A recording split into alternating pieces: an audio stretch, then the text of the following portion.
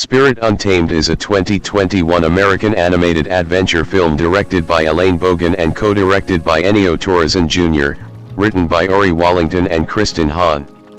The second theatrical film of the Spirit franchise, it is a soft reboot 5 of Spirit, Stallion of the Cimarron, 2002, and is based on characters from Netflix spin-off series, Spirit Riding Free. With the voices of Isabella Merced, Jake Gyllenhaal, Marcy Martin, Mckenna Grace, Julianne Moore, Walton Goggins, and Andre Braugher, the film is about a young girl named Fortuna Lucky Prescott who moves to the small rural community of Miradero, where she meets the titular wild Kiger Mustang. As the son of Spirit and Rain from Spirit, stallion of the Cimarron, she names the horse Spirit after his father, and Lucky immediately begins to bond with him. The film was announced to be in development in October 2019, and production was done remotely during the COVID-19 pandemic. The film was dedicated to the memory of Kelly Asbury, the co-director of the original Spirit film, who died on June 26, 2020. Produced by DreamWorks Animation, Spirit Untamed was theatrically released in the United States on June 4, 2021, by Universal Pictures. The film received mixed reviews from critics who deemed the film inferior to the original and unnecessary, though its animation and humor was praised. The film underperformed at the box office, grossing over $42 million worldwide against a budget of $30 million, making it both DreamWorks Animation's cheapest and lowest grossing film to date. Plot: in the early 1900s in the Wild West, Milagro Navarro Prescott performs her trademark act in the circus until she falls from a horse during one of her performances and dies. Years later, her young daughter, Fortuna Lucky Esperanza Navarro Prescott, has been living with her Aunt Cora and grandfather James in a city on the East Coast. However, after Lucky lets a flying squirrel in their house and ruins her grandfather's campaign party, she and Cora head to the western town of Miradero, where they will stay with Lucky's father Jim, whom Lucky has not known after the incident with Milagro, for the summer. On the train over, Lucky notices a Kiger Mustang running with his herd and goes to the back of the train to meet him. Upon arriving in Miradero, the pair meets local young riders Prue Granger, and her father Al, and Abigail Stone, and her brother Snips. The next day, Lucky goes to a corral where she sees the same horse from before. A man named Hendrix is trying to break the horse and treating it abusively.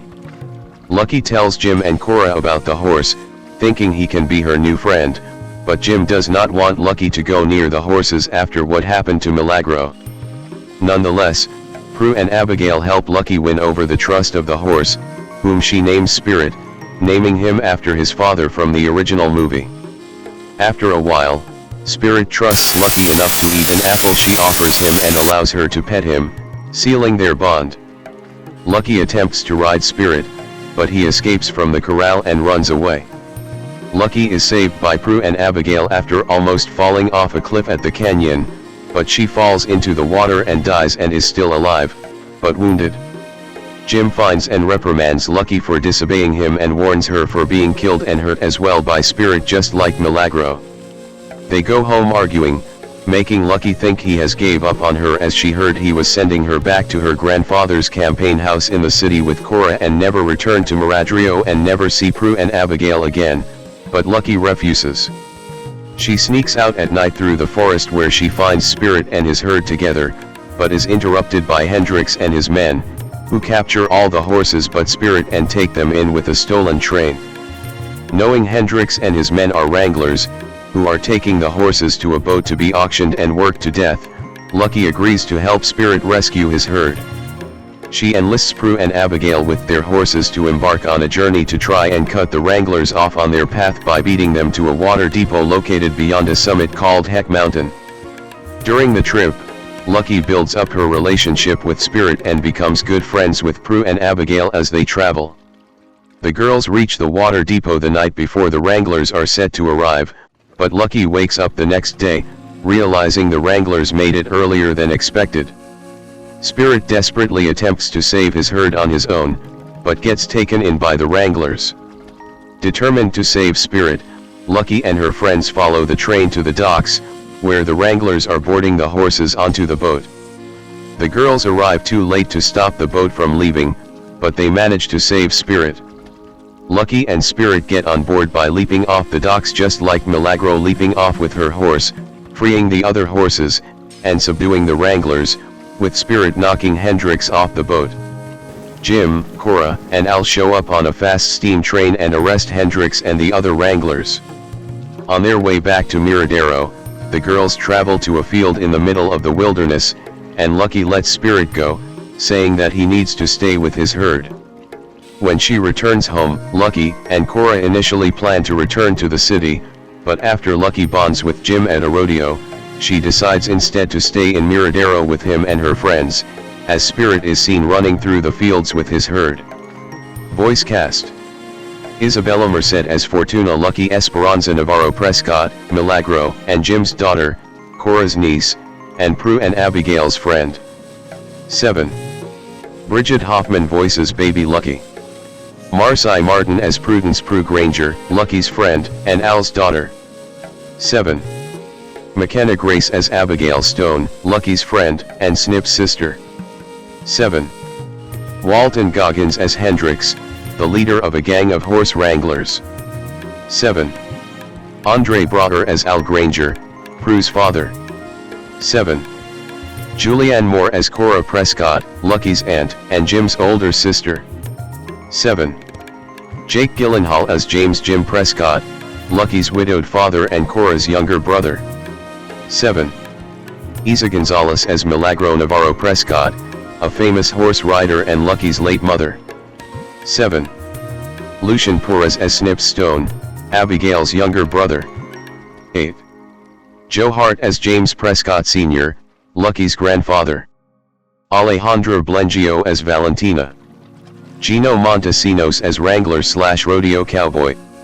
Jerry Clark as Wrangler/Llama Cowboy. Lou Temple as Wrangler/Conductor. Gary Anthony Williams as Wrangler. Rennie Rivas as Lady with Dog. Horse vocals are provided by Gary Hecker. Production. Development. On October 7, 2019, DreamWorks Animation announced that a spin-off film of Spirit, Stallion of the Cimarron, as well as an adaptation of its spin-off TV series Spirit Riding Free was in development, with Elaine Bogan serving as director and Ennio Torres Jr. serving as co-director from a script by series developer Ori Wallington, and produced by Karen Foster. 9. While Spirit Riding Free explores the characters of Lucky and her friends, Spirit Untamed focuses deeper for Lucky in an emotional take in a standalone film that is not a sequel to the original nor the TV series. 10-11. Animation and design. The film would be produced on a lower budget and be made by a different animation studio outside of DreamWorks' Glendale studio, similar to 2017's Captain Underpants, the first epic movie. 9. Following the first trailer, it was confirmed that Jellyfish Pictures, who worked on How to Train Your Dragon, Homecoming, would be providing the animation for the film, making Jellyfish's first animated project for over 300 people working on it. 12-13. The film uses a style that is a mix of 3D with the look of a hand-painted look from Riding Free, taking about 1,300 shots, 25 of which were animated by Jellyfish, and used 2D drawings to make 3D maquettes, some of which were supplied by DreamWorks. 14. Additional animation was provided by 88 Pictures from Troll Hunters, Rise of the Titans, and model rigging for the characters was provided by Minimo VFX. Production of the film started in August 2019 and shifted to work remotely during the COVID-19 pandemic. 15. Music. Main article, Spirit Untamed, soundtrack. On May 6, 2021, Amy Doherty, composer for the DreamWorks animation short film Marooned, was confirmed to be composing the music for the film, replacing Hans Zimmer, who composed the score for Spirit, Stallion of the Cimarron. Doherty was the first woman to compose a DreamWorks film. 16. The following day, a single titled Fearless, Valiente Duet, written by Doherty and performed by Isabella Merced and Eiza González, was released by Backlot Music. 17. A second single, titled You Belong, performed by Becky G, was released on May 21, 2021. 18. A soundtrack of the film was released on May 28, 2021, and additionally, Robin Pecknold of Fleet Foxes is featured on several tracks, contributing vocal harmonies along with Eiza González. Riding Free, the theme song from Spirit Riding Free by Carrie Kimmel, is featured in Untamed. 19. Release. Theatrical. Spirit Untamed was theatrically released on June 4, 2021, by Universal Pictures. 20. It was previously scheduled for May 14, 2021. 9. The film was released on digital rental on June 24, 2021, on streaming services Apple TV and Amazon Prime Video. Home media. Spirit Untamed was released on DVD and Blu-ray on August 31, 2021, by Universal Pictures Home Entertainment through Studio Distribution Services LLC in the United States. It was then released on DVD and Blu-ray as a special sleepover edition on October 25, 2021, by Warner Brothers. Home entertainment in the United Kingdom, which features an hour of special features including how-to sessions on how to create your own indoor campfire, how to ukulele, and how to make s'mores, meet the cast, drawing spirit, finding your spirit, deleted scenes, and sing-along videos. It was later released on Hulu on November 3, 2021. The film grossed $2.9 million in home video sales. 21. Reception. Box office. Spirit Untamed grossed $17.7 million in the United States and Canada, and $25 million in other territories, for a worldwide total of $42.7 million. 3-4. In the United States, Spirit Untamed was released alongside The Conjuring, The Devil Made Me Do It, and was projected to gross around $5 million from 3,200 theaters in its opening weekend. 22-2. The film made $2.4 million on its first day, and went on to debut to $6.3 million, finishing fourth at the box office. 23-24. In its sophomore weekend, the film dropped 57% to $3.8 million, finishing sixth. 25. Critical response. On review aggregator Rotten Tomatoes, the film holds an approval rating of 47% based on 116 reviews, with an average rating of 5.5/10. The website's critics' consensus reads, "While it might be a passable diversion for younger viewers, Spirit Untamed is a middling sequel that lacks the essential energy suggested by its title." 26. On Metacritic, the film has a weighted average score of 49 out of 100 based on 23 critics, indicating mixed or average reviews. 27 audiences polled by CinemaScore gave the film an average grade of A on an A+ to F scale, the same as the 2002 film. Post-Track reported 87% of audience members gave it a positive score, with 66% saying they would definitely recommend it. 24. Lovia Gyarki of The Hollywood Reporter praised the film for its animation, writing, "Spirit Untamed is beautiful to look at and occasionally genuinely funny. The stunning and detailed animations saturate Lucky's world with an impressive array of colors, from the crimson apples she feeds Spirit to the pistachio and emerald green leaves on the swaying trees." However, in criticizing the character of Spirit, she noted that Spirit is more one-dimensional here. He lacks the simultaneous mix of curiosity and complete disdain for humans that made his perspective charming in the first place.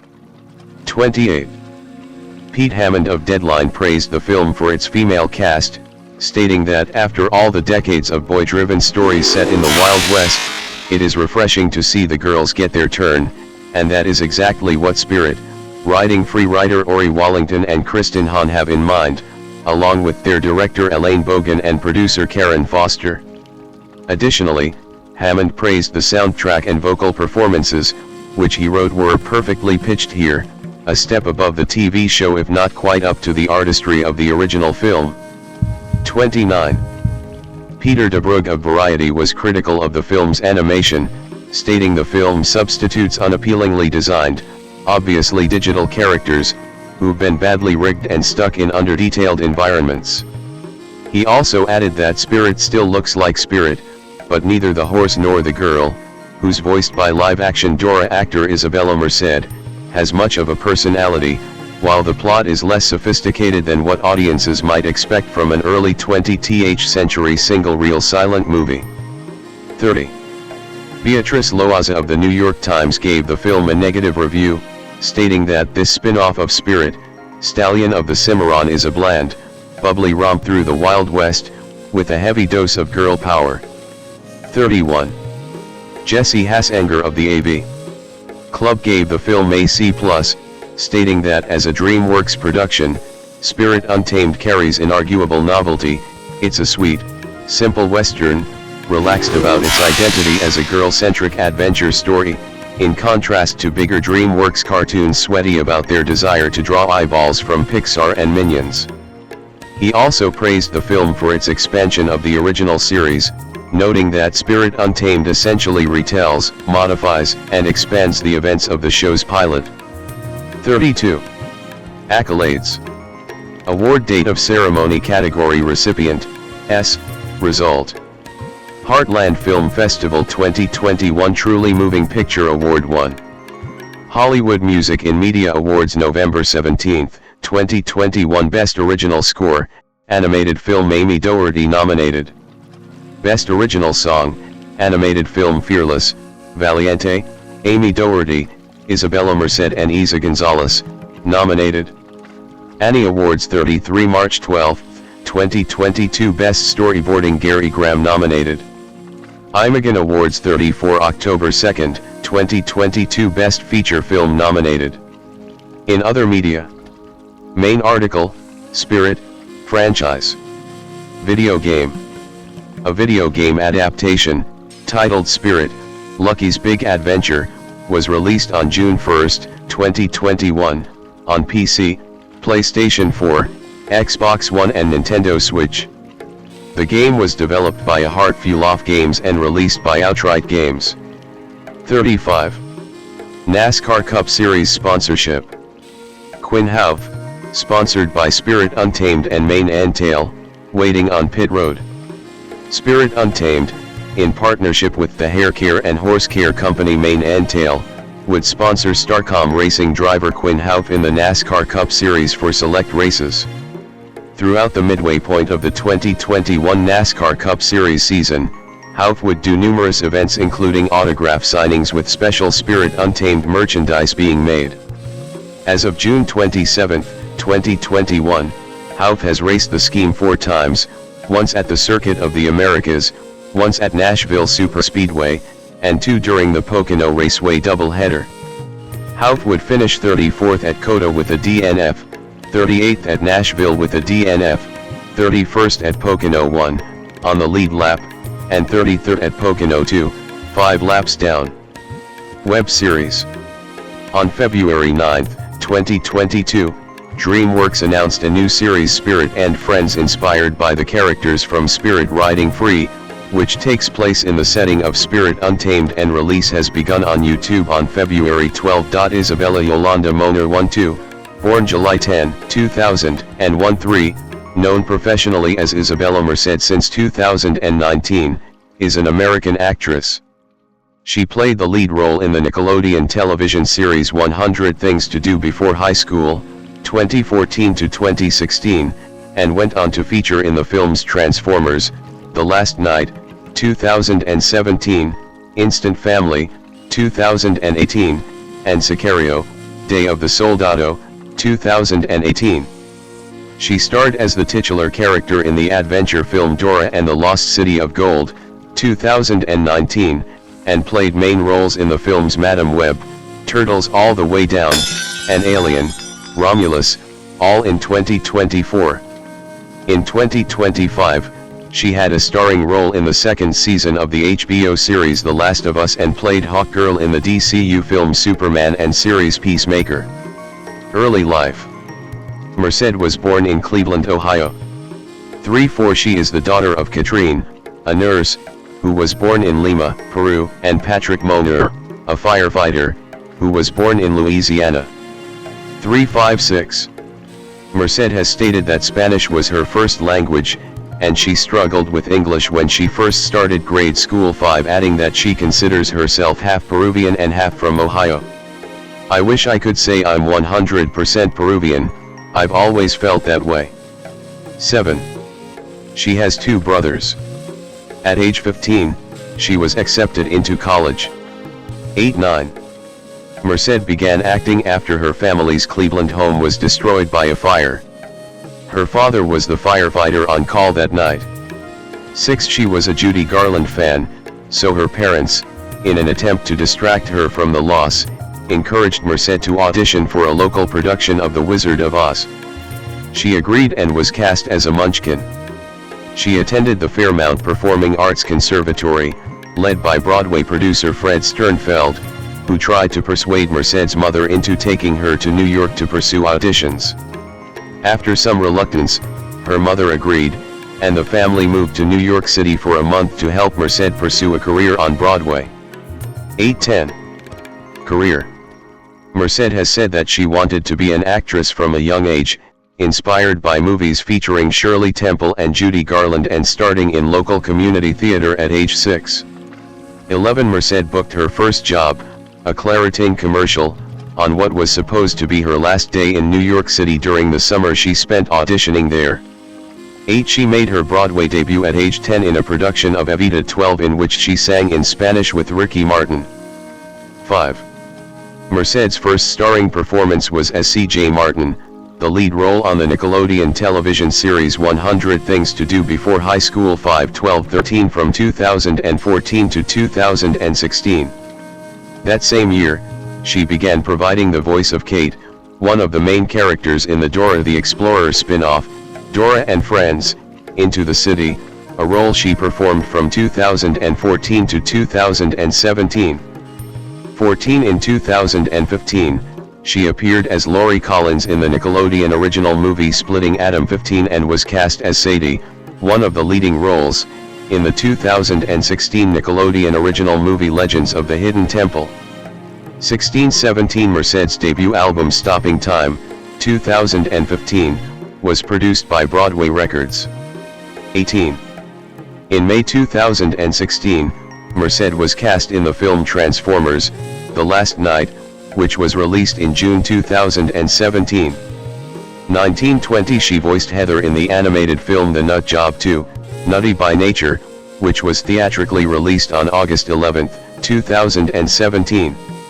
21. Merced in 2018. In 2018, Merced had a major role in Sicario, Day of the Soldado, playing the daughter of a drug cartel head 22-23 in a performance lauded by critics. The New Yorker's Anthony Lane wrote, "Mona is terrific, and her character's fortunes can be read in her eyes blazing to begin with, as she scraps with another girl in a schoolyard, but dark and blank by the end, their youthful fire doused by the violence that she has seen." 24. In the same year, she played the adopted daughter of the characters played by Mark Wahlberg and Rose Byrne in the comedy film Instant Family 25, for which she also wrote and sang the song I'll Stay. 26-27. In 2019, Merced starred as the title character in Dora and the Lost City of Gold, a live-action film adaptation of the animated series 28-29, and was cast in the Christmas romantic comedy ensemble film Let It Snow.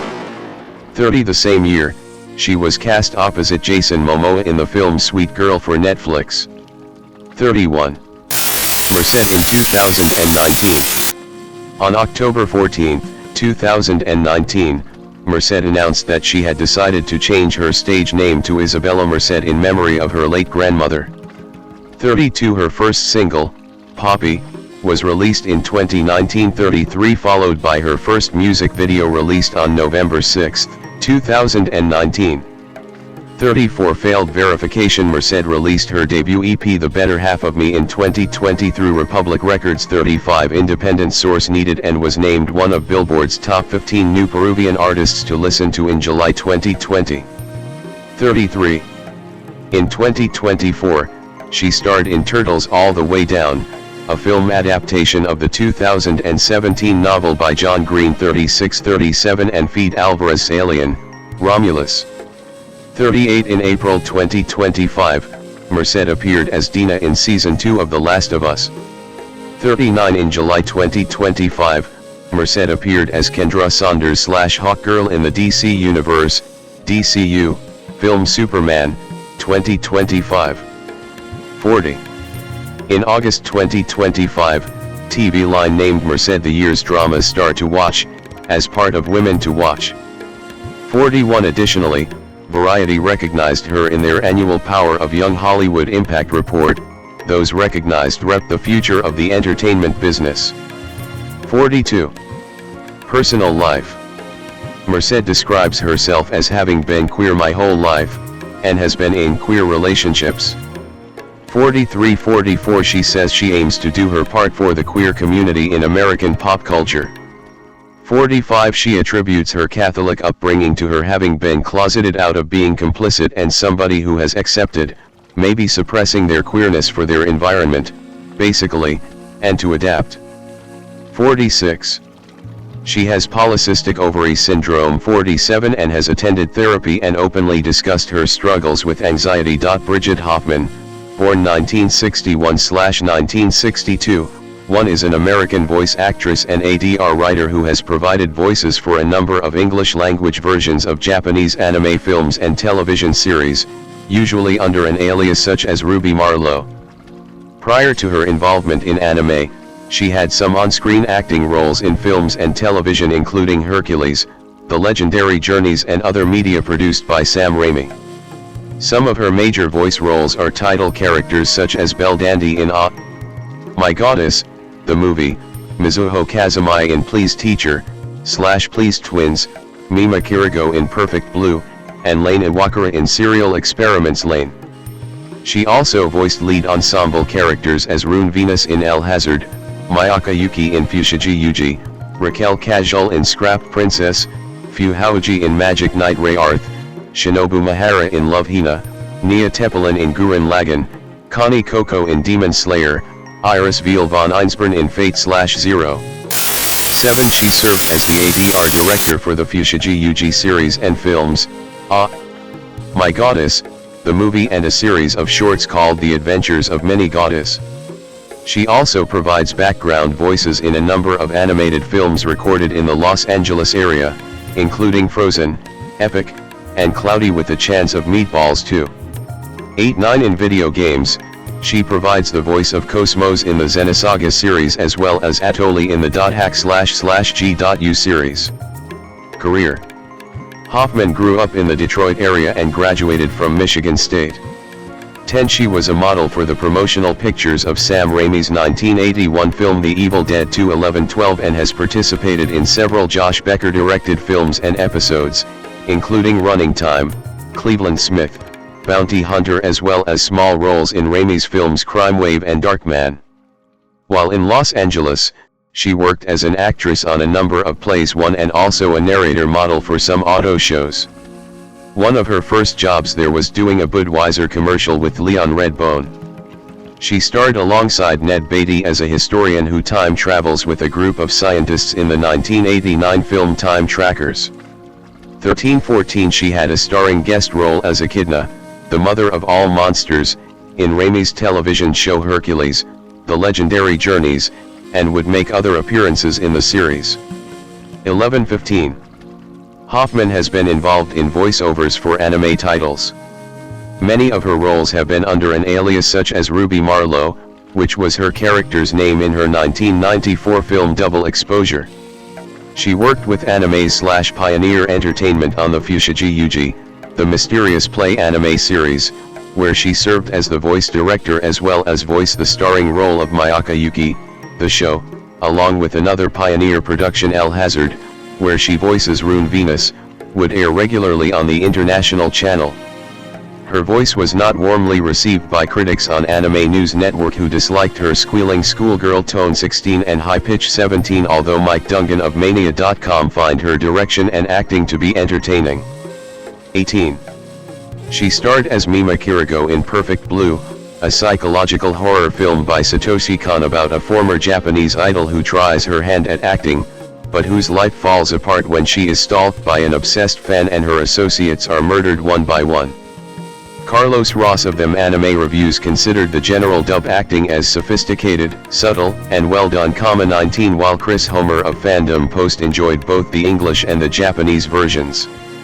20 On the DVD extra for the film, Hoffman gave a Q&A about her character. 21 She would also voice title character Lane Iwakura in Serial Experiments. Lane, she plays a teenager who is deeply involved in the computer network world. Aaron Silver of Anime News Network thought the dubbing was decent, but her role as Lane lacks some emotion in comparison with her Japanese voice counterpart. 22. With the studio Bang Zoom Entertainment, she voiced Fu Haoji in Magic Knight Ray Arth, which was about a trio of junior high students who are transported to a fantasy world. Both Ray Arth seasons were dubbed into English. In 2001, she worked with Pioneer, now part of Genian Entertainment, to ADR direct My Goddess, the movie, a feature film in the Oh My Goddess franchise in which she also voiced the title character Belle Dandy. 23 In a review of the movie, Karen Jellender of Mania.com, who was impressed by Hoffman's previous performances as Mima and Lane, thought the dubbing was a mixed bag, and that her portrayal of Belle Dandy was the weakest of the bunch, with rather forced acting of emotional dialogue.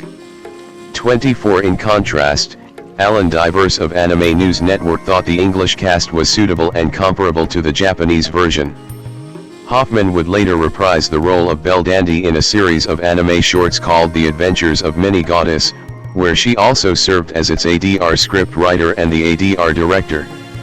23 She would also have a title role as Mizuho Kazumai in Please Teacher, in which she portrays a teacher who marries her student and is actually a space alien. 25 And a title role as Mahoro Andu in Mahoro-matic, Automatic Maiden, where she plays an android maid. 26-27 She also became married to Riv Hutton in 2001. 28 In the fantasy adventure Scrap Princess, Hoffman plays Raquel Cajal, the older sister of the title character. Theron Martin of Anime News Network describes her character as initially ditzy but becomes sensible and coldly pragmatic, and that her voice was a particularly good fit. 3 And a dead-on portrayal.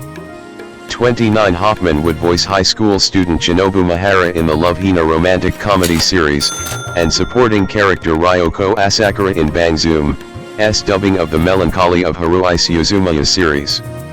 30 She had recurring roles in the related anime series Lucky Star, where she plays Inorai Iragi, the eldest sister of the Iragi family, and Yukari Takare, who is Miyuki's mother.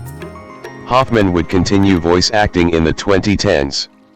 In 2013, she voiced Iris Veal von Einsborn in Fate/Zero, a prequel to the Fate/Stay Night series. 31 Outside of anime productions, Hoffman has been involved in a number of animated films, including Frozen and Tangled, where she participates in background voices, ADR loop groups or additional voices. 8 In 2012, she was a panelist in the SAG Foundation's voiceover summit held in the Los Angeles area, where she discussed ADR, voice matching, and voice replacement.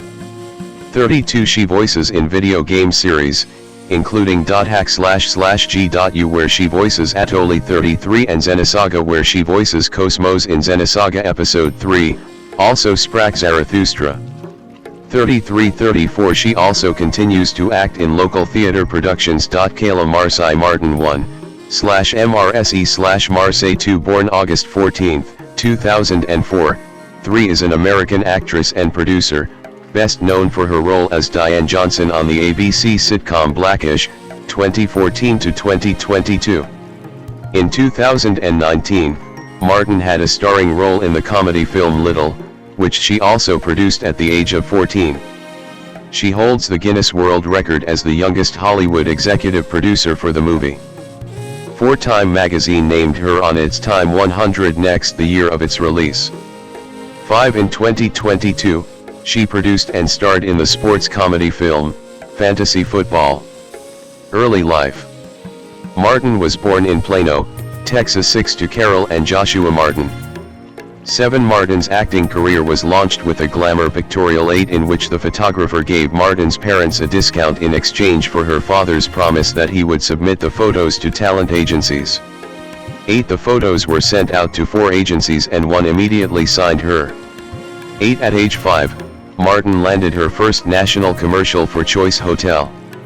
9. 10. Her family then moved to Los Angeles in 2013, so she could pursue an acting career.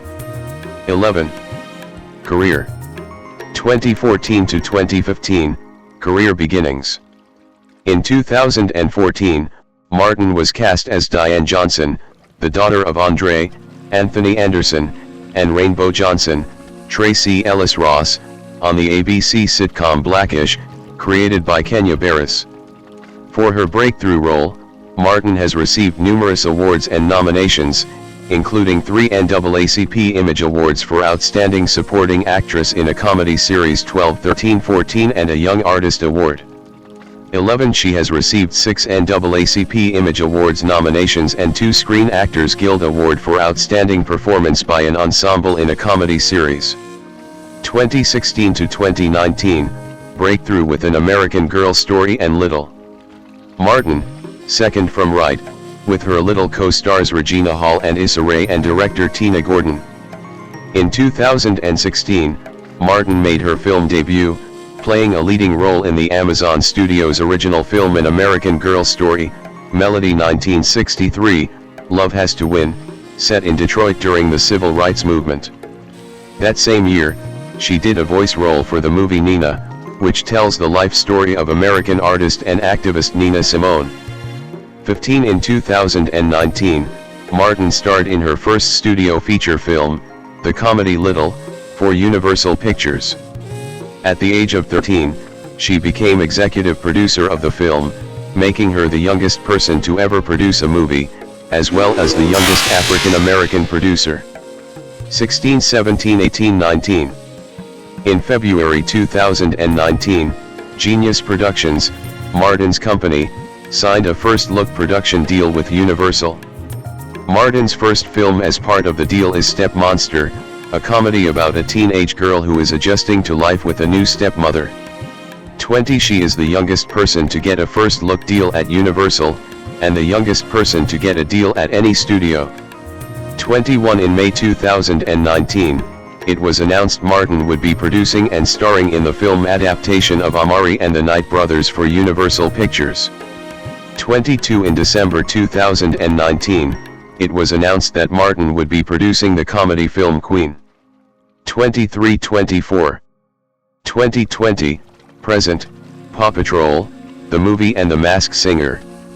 She voiced the character Liberty in the 2021 film Paw Patrol, the movie, and the 2023 sequel film Paw Patrol, the Mighty Movie. 25-26. In April 2022, it was announced that Martin would star alongside Kelly Rowland and Omari Hardwick in the comedy film Fantasy Football. 27. In 2023, she produced Saturdays, a coming-of-age comedy television series for Disney Channel. The show was cancelled after 1 season. 28-29. In 2024, Martin competed in Season 12 of The Masked Singer as Woodpecker, where Jennifer Lewis, who portrayed Miss Cleopatra back in Season 11, served as her mask ambassador. She was eliminated in the Group A finals alongside Paula Cole as Ship. Walton Goggins Jr. Born November 10, 1971, one is an American actor. He has starred in various television series, including The Shield, 2002 to 2008, Justified, 2010 to 2015, Vice Principals, 2016 to 2017, The Righteous Gemstones, 2019 to 2025, Invincible, 2021, present, Fallout, 2024, present, and The White Lotus, 2025. 2. He was nominated for the Primetime Emmy Award for Outstanding Supporting Actor in a Drama Series for Justified and The White Lotus, and for the Primetime Emmy Award for Outstanding Lead Actor in a Drama Series for Fallout. Goggins starred in and co-produced the Academy Award-winning short film The Accountant, 2001. 3. He has also featured in feature films, such as Predators, 2010, Lincoln, Django Unchained, both 2012, The Hateful Eight, 2015, Maze Runner, The Death Cure, Tomb Raider, and Ant-Man and the Wasp, all 2018. He has risen to become one of the most recognizable Southern actors. Early life. Goggins was born in Birmingham, Alabama, the son of Janet Long and Walton Sanders Goggins Sr. He was raised in Lithia Springs, Georgia, a suburb of Atlanta, graduated from Lithia Springs High School and attended Georgia Southern University for a year. 3. Career. Goggins moved to Los Angeles at 19, working at LA Fitness and a valet parking business while taking acting classes and auditioning. 3. After starring in a few roles in Georgia, he met Ray Mckenna while filming Murder in Mississippi. 4. Goggins played Shane Vendrell in the FX drama series The Shield. He formed the production company Ginny Mule Pictures, which produced 4 films: The Accountant, a short film which won an Academy Award for live-action short film; Crystal, Sundance Dramatic Competition, Randy and the Mob, and That Evening Sun, which won the South by Southwest Special Jury Prize. They later created the drama series Rectify. 5. Goggins was set to play the lead and AMC had bought the pilot script, written by Mckenna, a role which went to Aidan Young, when the series later went to Sundance TV. 6. Goggins had a major supporting role as a deadly death row inmate being hunted by the titular antagonists in the film Predators. He played Boyd Crowder in the pilot episode for the FX drama series Justified. Before Goggins was cast, Boyd was intended to die in the pilot episode, but Graham Yost kept the character when the character scored highly with test audiences. Goggins joined the main cast for the second season in May 2010. 7. He was nominated for a Primetime Emmy Award for Outstanding Supporting Actor in a Drama Series for his role on Justified. 8. In 2011, he appeared in Code of the West, a commercial for Ram Trucks Guts and Glory campaign. He appeared in Cowboys and Aliens as Hunt, a bandit formerly in the employ of the protagonist. He played a sadistic overseer and slave fighting trainer in the Western film Django Unchained. 9. Goggins in 2014. Goggins played a transgender sex worker in the FX drama series Sons of Anarchy. He previously worked with the show's creator, Kurt Sutter, when the latter was a writer and executive producer on The Shield. The name Venus Van Dam is a play on the undercover name Cletus Van Dam used by the Shield character Shane Vendrell. 10. He played Chris Mannix in The Hateful Eight and Lee Russell in the HBO dark comedy series Vice Principals. 311 The New York Times critic Mike Hale wrote, "Walton Goggins makes a habit of being the best thing about the television shows he's in." 12. In 2018, Goggins played Lawrence in Maze Runner, The Death Cure, Matthias Vogel in Tomb Raider, and Sonny Burch in Ant-Man and the Wasp. That same year, he made a guest appearance in the CBS sitcom The Big Bang Theory as a jealous husband. In 2019, he played the lead character in the CBS sitcom The Unicorn and starred in the comedy series The Righteous Gemstones, alongside Vice Principals co-star Danny McBride. In 2020, Goggins voiced part of the true crime podcast Deep Cover, The Drug Wars. 13. Goggins left with fellow collaborators on Fallout during South by Southwest 2024. Goggins was cast as Jay Whittle / the hero in the Amazon Prime Video comedy miniseries I'm a Virgo. In 2024, he played Cooper Howard / the Ghoul in the Amazon Prime Video drama series Fallout, and Peter Tomarken in The Luckiest Man in America, based on an actual incident involving a contestant on the Tomarken-hosted game show Press Your Luck. The actor designed a series of active eyewear which he promoted in a co-branded commercial with GoDaddy that aired during Super Bowl 59 in 2025. 14. This was his first appearance in a Super Bowl commercial. 15. Goggins joined the ensemble cast for the third season of the anthology series The White Lotus. 16. Personal life. Goggins lost his front teeth in a childhood baseball accident when a ball was mistakenly thrown at him. 17. In 2001, Goggins married Leanne Knight. Although estranged, they remained married until she died from suicide on November 12, 2004. 1819 Goggins married filmmaker Nadia Connors in August 2011 and they have a son together. Julie Ann Smith, born December 3, 1960, known professionally as Julianne Moore, is an American actress. She is particularly known for her portrayals of emotionally troubled and vulnerable women. Prolific in independent films and blockbusters since the early 1990s, she is the recipient of numerous accolades, including an Academy Award, a BAFTA Award, 2 Emmy Awards, and 2 Golden Globe Awards. She is one of only 2 actresses to win the Best Actress Award at all 3 major European film festivals: Cannes Film Festival, Berlin Film Festival, and the Venice Film Festival. After studying theater at Boston University, she played a regular in the soap opera As the World Turns from 1985 to 1988, earning a Daytime Emmy. Moore made her breakthrough with Robert Altman's ensemble film Shortcuts, 1993, followed by a critically acclaimed performance in Todd Haynes' Safe, 1995. Starring roles in the blockbusters 9 Months, 1995, and The Lost World, Jurassic Park, 1997, established her as a Hollywood leading lady. She received Oscar nominations for her roles as a 1970s pornographic actress in the drama film Boogie Nights, 1997, and emotionally unsatisfied housewives in the period dramas The End of the Affair, 1999, Far From Heaven, 2002, and The Hours, 2002.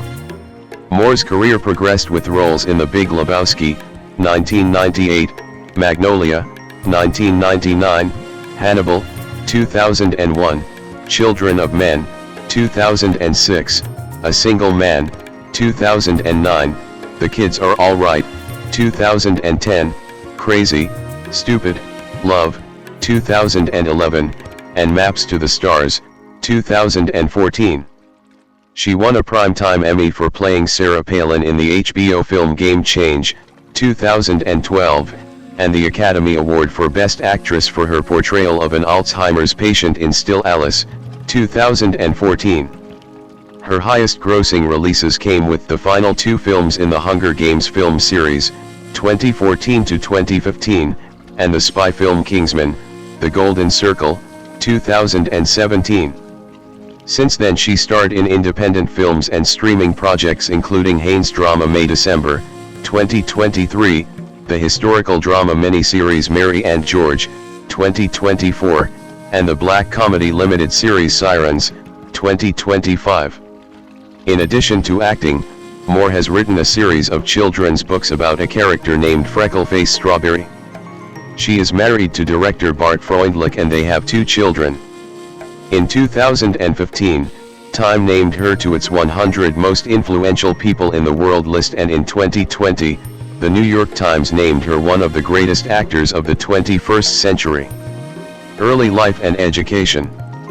Julie Ann Smith was born on December 3, 1961 at Fort Bragg, North Carolina. To her father, Peter Moore Smith III, a paratrooper in the U.S. Army during the Vietnam War, attained the rank of colonel and became a military judge.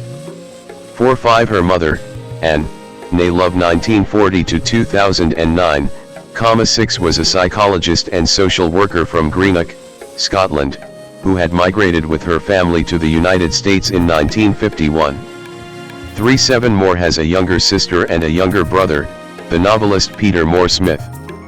3-8 Having a Scottish mother, Moore claimed British citizenship in 2011 in her honor. 2-10 The Huntington Avenue Theater, formerly of Boston University, where Moore trained to be an actress. Due to her father's occupation, Moore frequently moved around the United States as a child. She was close with her family as a result, but says that she never had the feeling of coming from one particular place. 1-5 The family lived in multiple locations including Alabama, Georgia, Texas, Panama, Nebraska, Alaska, New York, and Virginia, and Moore attended 9 different schools. 11 The constant moving around made her an insecure child, and she struggled to establish friendships. 2-5 In spite of the difficulties, Moore has remarked that an itinerant lifestyle was beneficial to her future career. When you move around a lot, you learn that behavior is mutable. I would change, depending on where I was. It teaches you to watch, to reinvent, that character can change. 12. When Moore was 16, the family moved from Falls Church, Virginia, where Moore was attending J.E.B. Stewart High School, to Frankfurt, West Germany, where she went to Frankfurt American High School. 5'11". She was clever and studious, a self-proclaimed good girl, and she planned to become a doctor. 4. She had never considered performing or even attending the theater. 11. But she was an avid reader, which led her to begin acting in school productions. 113. Moore appeared in several plays including Tartuffe and Medea, and with the encouragement of her English teacher, she chose to pursue a theatrical career. 14. Her parents supported her decision, but asked that she train at a university to provide the added security of a college degree. 4. She was accepted into the Boston University College of Fine Arts in Boston and graduated in 1983 with a Bachelor of Fine Arts in Theater. 14. Career. Early work and breakthrough, 1985 to 1993. There was already a Julie Smith, a Julie Ann Smith, there was everything. My father's middle name is Moore, my mother's name is Ann. So I just slammed the N onto the Julie. That way, I could use both of their names and not hurt anyone's feelings. But it's horrible to change your name. I'd been Julie Smith my whole life, and I didn't want to change it.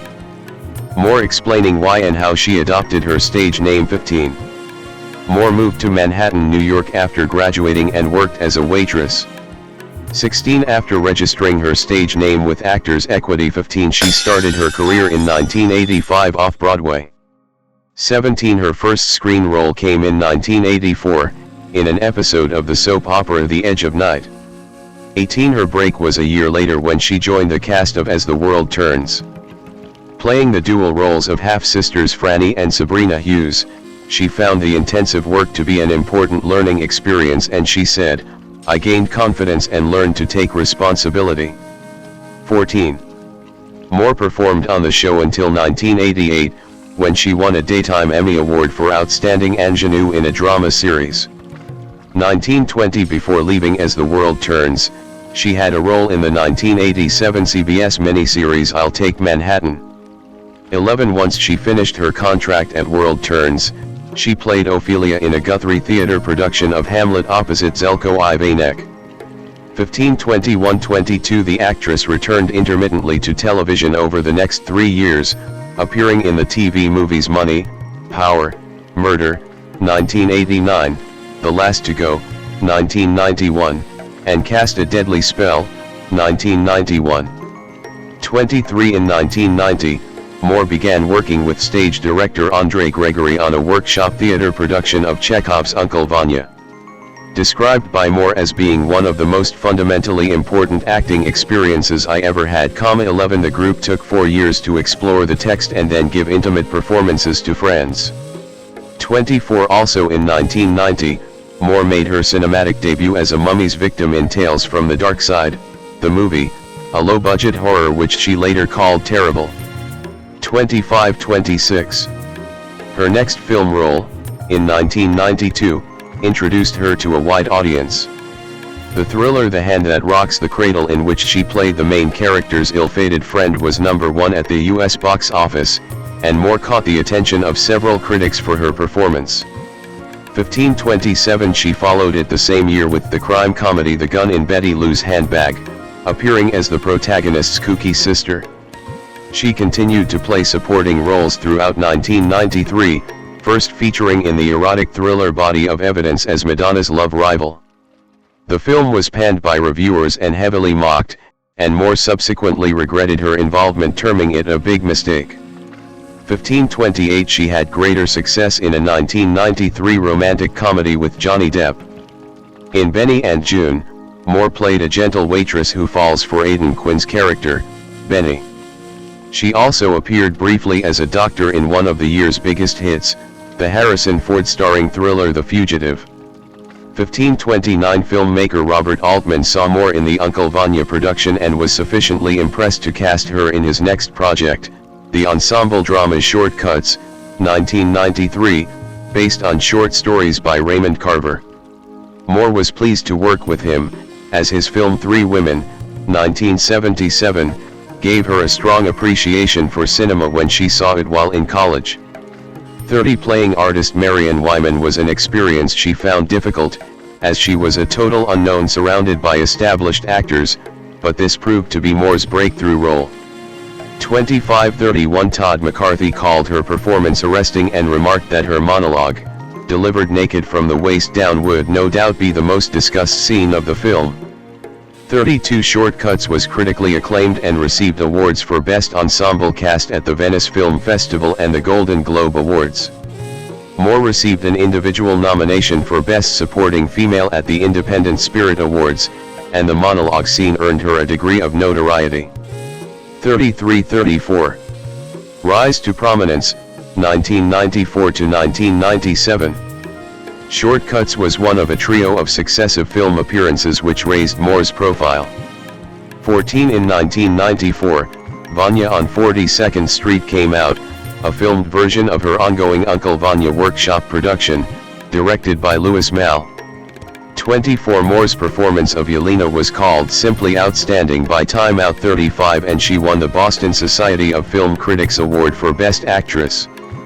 36 Afterwards Moore was given her first leading role, playing an unhappy suburban housewife who develops multiple chemical sensitivity in Todd Haynes' low-budget film Safe, 1995. She had to lose a substantial amount of weight for the role, which made her ill, and she then swore off changing her body for a film again. 37 In its review, Empire, a British magazine, said that Safe first established Moore's credentials as perhaps the finest actress of her generation.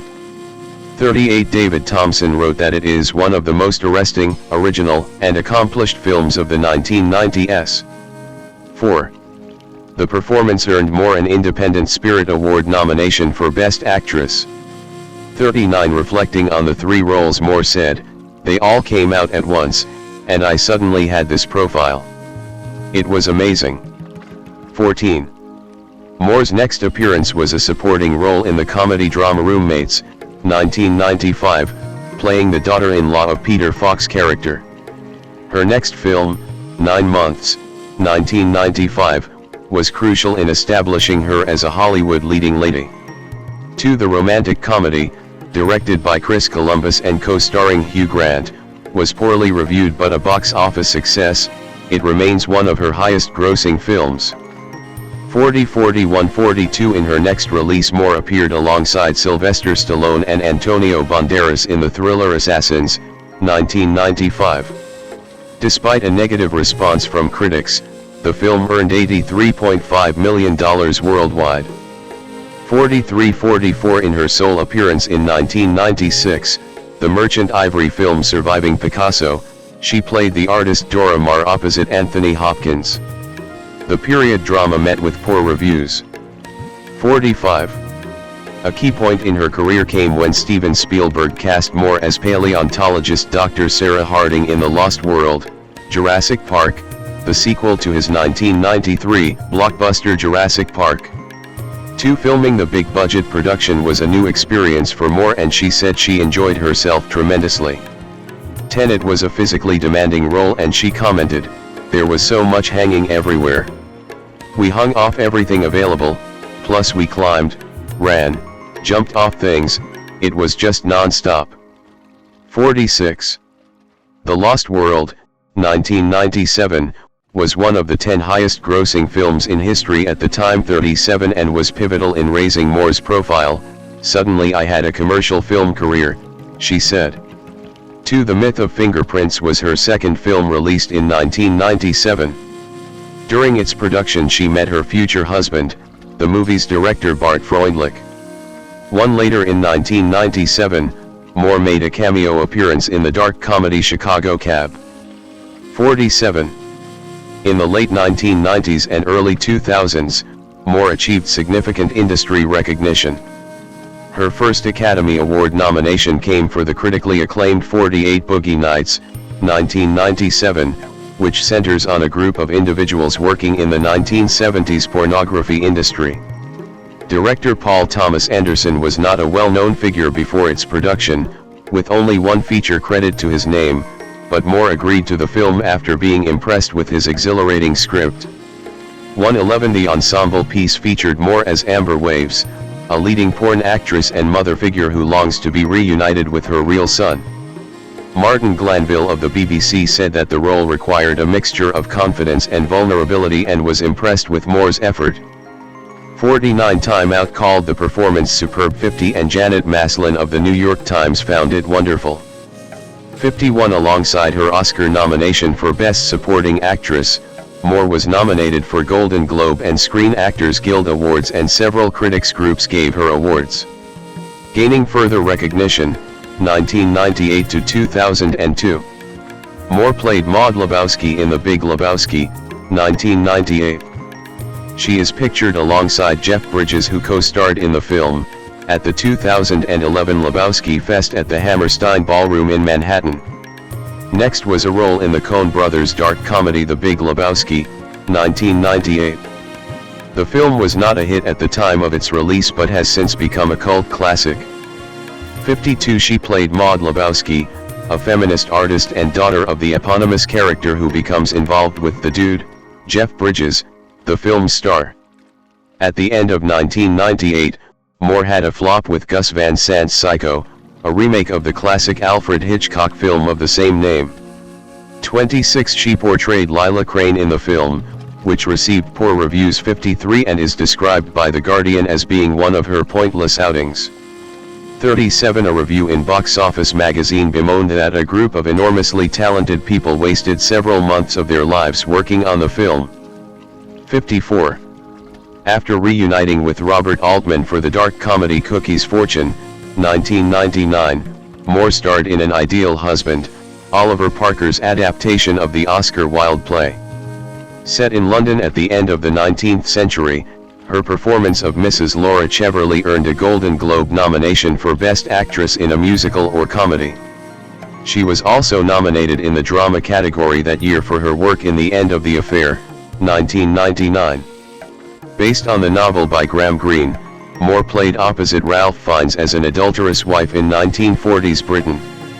Michael Srigow lauded her, writing that her performance was the critical element that makes the film necessary viewing.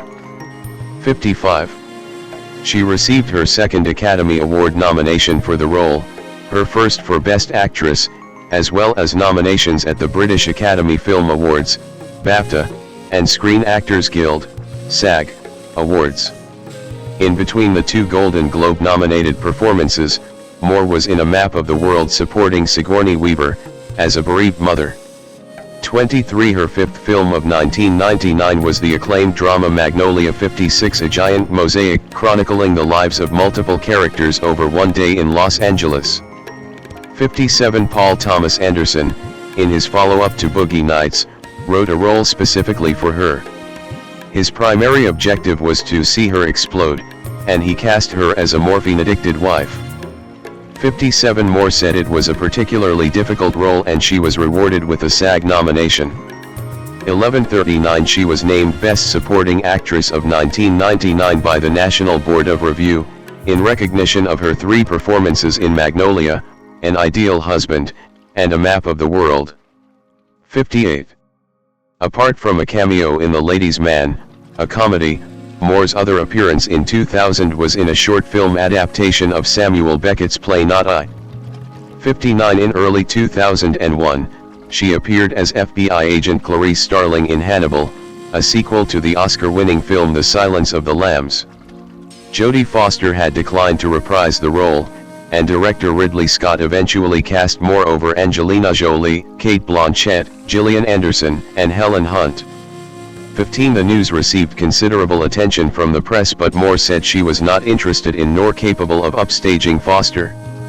15 Although it got mixed reviews, 60-61 Hannibal earned $58 million in its opening weekend and finished as the 10th highest grossing film of the year. 62-63 Moore starred in 3 more 2001 releases, with David Duchovny in the science fiction comedy Evolution, in her husband's dramatic film World Traveler, and with Kevin Spacey, Judi Dench, and Cate Blanchett in The Shipping News. All 3 films were poorly received. 64, 65, 66. The year 2002 marked a high point in Moore's career. 67, as she became the 9th performer to be nominated for 2 Academy Awards in the same year. 68, she received a Best Actress nomination for the melodrama Far From Heaven, in which she played a 1950s housewife whose world is shaken when her husband reveals he is gay. The role was written specifically for her by Todd Haynes, the first time the pair had worked together since Safe, and Moore described it as a very, very personal project, such an incredible honor to do. 69, David Rooney of Variety praised her beautifully gauged performance of a desperate woman buckling under social pressures and putting on a brave face. 70, Manala Dargis of the Los Angeles Times wrote, "What Moore does with her role is so beyond the parameters of what we call great acting that it nearly defies categorization." 71, the role won Moore the Best Actress award from 19 different organizations, including the Venice Film Festival and the National Board of Review. Moore's second Oscar nomination that year came for The Hours, in which she co-starred with Nicole Kidman and Meryl Streep. She again played a troubled 1950s housewife, prompting Kenneth Turan to write that she was essentially reprising her Far From Heaven role. 72, Moore said it was an unfortunate coincidence that the similar roles came at the same time, and that the characters had differing personalities. 73, Peter Travers of Rolling Stone called the performance wrenching. 74, while Peter Bradshaw of The Guardian praised a superbly controlled, humane performance. 75, The Hours was nominated for 9 Academy Awards, including Best Picture. Moore also received BAFTA and SAG Award nominations for Best Supporting Actress, and was jointly awarded the Silver Bear for Best Actress with Kidman and Streep at the Berlin International Film Festival. Established actress, 2003 to 2009. Moore did not make any screen appearances in 2003, but returned in 2004 with 3 movies. Her first 2 ventures of the year were not successful. Marie and Bruce, a dark comedy co-starring Matthew Broderick, did not get a cinematic release. 76, Laws of Attraction followed. Pierce Brosnan also starred in the romantic comedy based in a courtroom. The film was panned by critics. 77, commercial success for Moore came with The Forgotten, a psychological thriller in which she played a mother who is told her dead son never existed. Although the film was unpopular with critics, it opened as the US box office number 1. 78-79. In 2005, Moore worked with her husband for the 3rd time in the comedy Trust the Man 16 and starred in the true story of 1950s housewife Evelyn Ryan in The Prize Winner of Defiance, Ohio. 80, her first release of 2006 was Freedomland, a mystery co-starring Samuel L. Jackson. The response was overwhelmingly negative. 81, but her follow-up, Alfonso Cuarón's Children of Men, 2006, was highly acclaimed. 82, Moore had a supporting role in the dystopian drama, playing the leader of an activist group. It is listed on Rotten Tomatoes as one of the best reviewed films of her career, and was named by Peter Travers as the 2nd best film of the decade. 83-84. Moore at the 2009 Venice International Film Festival. Moore made her Broadway debut in the world premiere of David Hayer's play The Vertical Hour. The production, directed by Sam Mendes and co-starring Bill Nighy, opened in November 2006.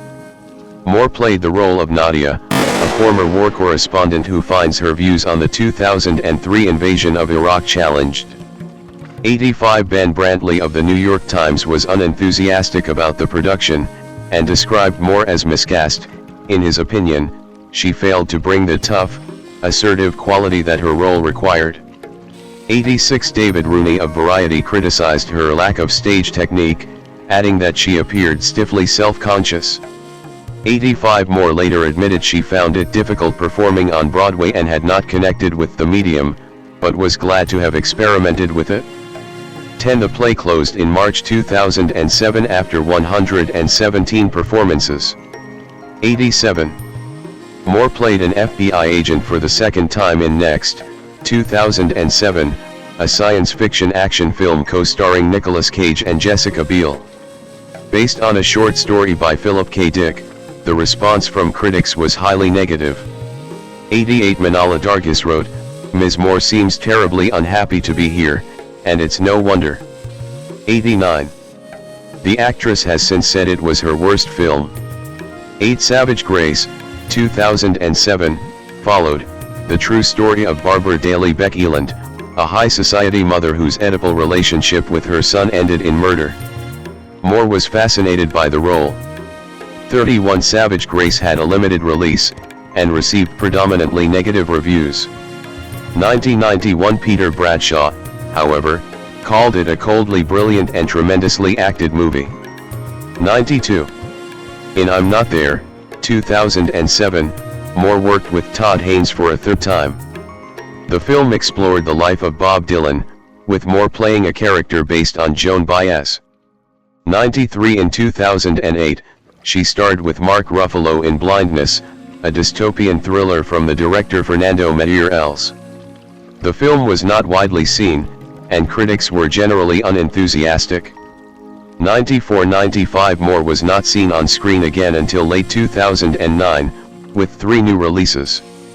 She had a supporting role in The Private Lives of Pippa Lee, and then starred in the erotic thriller Chloe with Liam Neeson and Amanda Seyfried. 23. Shortly afterwards, she appeared in the well-received drama A Single Man. 96. Set in 1960s Los Angeles, the film starred Colin Firth as a homosexual professor who wishes to end his life. Moore played his best friend, a fellow English expat and semi-alcoholic divorcee. 97. A character that Tom Ford, the film's writer-director, created with her in mind. 10. Leslie Fulperin of Variety commented that it was Moore's best role in some time, and was impressed by the extraordinary emotional nuance of her performance. 98. A Single Man was selected as one of the top 10 films of 2009 by the American Film Institute. 99. And Moore received a 5th Golden Globe nomination for her performance in the film. 39. Return to television and comedic films, 2010 to 2013. Moore at the premiere of The Kids Are All Right at the 2010 Berlin International Film Festival. Moore was on television for the first time in 18 years when she played a guest role in the 4th season of 30 Rock. She was in 5 episodes of the Emmy-winning comedy playing Nancy Donovan, a love interest to Alec Baldwin's character Jack Donaghy. 100. She appeared in the series finale in January 2013. 101. She also returned to As the World Turns as Franny Hughes, making a brief cameo appearance in a scene with her character's family near the end of the show's run in 2010. 14. Her first big-screen appearance of the new decade was Shelter, 2010, a film labeled as heinous by Tim Roby of the Daily Telegraph. 102. The psychological thriller received negative reviews and did not have a US release until 2013, when it was retitled Six Souls. 103. Moore starred with Annette Bening in the independent film 104 The Kids Are All Right, 2010, a comedy drama about a lesbian couple whose teenage children find their sperm donor. The role of Jules Orlgood was written for her by writer-director Lisa Kolodenko, who felt that Moore was the right age, adept at both drama and comedy, and confident with the film's sexual content. 105. The actress was drawn to the film's universal depiction of married life, and committed to the project in 2005. 105. The Kids Are All Right was widely acclaimed, eventually garnering an Oscar nomination for Best Picture. 106. Betsy Sharkey, a critic, liked Moore's performance of Jules, calling it an existential bundle of unrealized need and midlife uncertainty. She wrote, "There are countless moments when the actress strips bare before the camera, sometimes literally, sometimes emotionally, and Moore plays every note perfectly." 107. The Kids Are All Right earned Moore a 6th Golden Globe Award nomination and a 2nd BAFTA nomination for Best Actress. I read her biography, books that were written about her and the election, listened to her voice endlessly on my iPod and worked with a vocal coach. I basically immersed myself in the study of her, and attempted to authenticate her as completely as possible. It was tremendously challenging to represent someone so very well known and idiosyncratic, and so recently in the public eye. More on portraying Sarah Palin in Game Change 108. Julianne Moore actively looked for another comedy. 109 She had a supporting role in Crazy, Stupid, Love, playing the estranged wife of Steve Carell, which was favorably reviewed and earned $142.8 million worldwide. 111 She did not appear on screens again until March 2012, with a performance which received considerable praise and recognition. She starred in the HBO television film Game Change, a dramatization of Sarah Palin's 2008 campaign to become vice president. Portraying a well-known figure was something she found challenging. In preparation, she conducted extensive research and worked with a dialect coach for 2 months. 112 Although the response to the film was mixed, critics were appreciative of Moore's performance. 113 For the first time in her career, she received a Golden Globe, a Primetime Emmy, and a SAG Award. Moore made 2 film appearances in 2012. The drama Being Flynn, in which she supported Robert De Niro, had a limited release. 114 What Maisie Knew had a wider release, the story of a young girl caught in the middle of her parents' divorce. Adapted from Henry James's novel and updated for the 21st century, the drama earned near universal critical praise. 115 The role of Susanna, Maisie's rock star mother, required Moore to sing on camera, which was a challenge she embraced despite finding it embarrassing. She called Susanna a terrible parent, but said the role did not make her uncomfortable, as she fully compartmentalized the character. I know that that's not me. What Maisie Knew was well received. 115 In 2013 Moore had a supporting role in Joseph Gordon-Levitt's comedy Don John, playing an older woman who helps the title character to appreciate his relationships. Reviews for the film were favorable. 116 And Mary Pauls of Time felt that Moore was a key factor in its success. 117 Her next appearance was a starring role in the comedy The English Teacher, 2013, but the outing was poorly received and earned little at the box office. 118 In October 2013, she played the demented mother Margaret White in Carrie, an adaptation of Stephen King's horror novel. 119 Coming 37 years after Brian De Palma's well-known take on the book 120 Moore said that she wanted to make the role her own. By drawing on King's writing rather than the 1976 film 121 Nicholas Al of the San Francisco Chronicle wrote that she managed to suggest a history, one never told, just hinted at, of serious damage in Margaret's past. 119 Although the film was a box office success, it was generally considered an unsuccessful and unnecessary adaptation. 122 123 Critical and commercial success, 2014 to 2017. Moore at the 2014 Cannes Film Festival, where she won the Best Actress award for Maps to the Stars. Moore enjoyed a considerable degree of critical and commercial success in 2014. Her first release of the year came alongside Liam Neeson in the action thriller Non-Stop, set aboard an airplane. The response to the film was mixed, but it earned $223 million worldwide. 124 125 Moore won the Best Actress award at the Cannes Festival for her performance as Havana Sigrand, an aging actress receiving psychotherapy in David Cronenberg's black comedy Maps to the Stars. 126 Described by The Guardian as being a grotesque, gaudy, and ruthless character, Moore based her role on an amalgam of Hollywood casualties she had encountered, and drew upon her early experiences in the industry. 127 Peter DeBrugge of Variety was critical of the film, but found Moore to be incredible and fearless in it. 128 Moore's success at Cannes made her the second actress after Juliette Binoche, to win Best Actress awards at the Big Three film festivals, Berlin, Cannes, and Venice.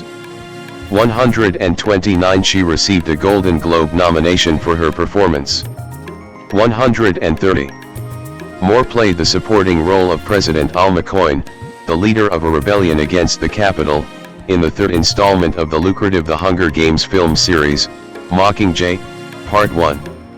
The film ranks as her highest grossing to date. 42 Her final film performance of 2014 ranks among the most acclaimed of her career.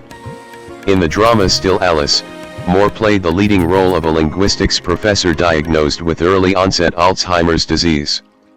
131 She spent 4 months training for the film, by watching documentaries on the disease and interacting with patients at the Alzheimer's Association.